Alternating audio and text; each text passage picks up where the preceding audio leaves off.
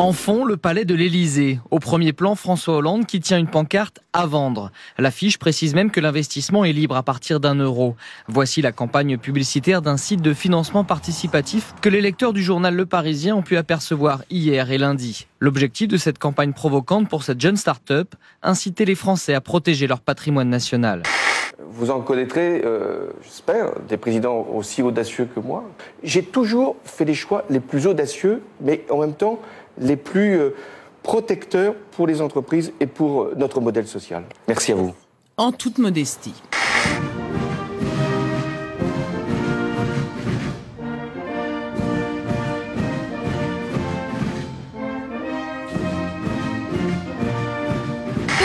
De mémoire, 14 juillet 1945, 14 juillet 2015, hashtag 70 ans, souvenir. Aïe aïe aïe, le cours d'histoire sur la Révolution française vous est donné par Baptiste Giapiconi. C'est un sprint en pleine montagne, une accélération dont lui seul a le secret.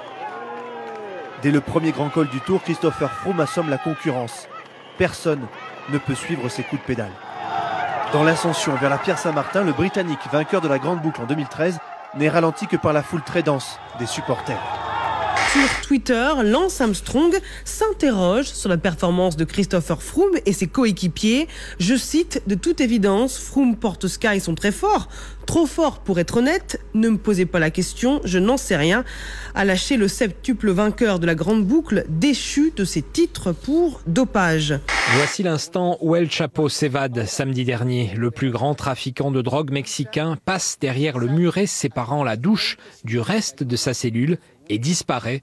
Le trou n'était pas visible depuis les caméras de vidéosurveillance.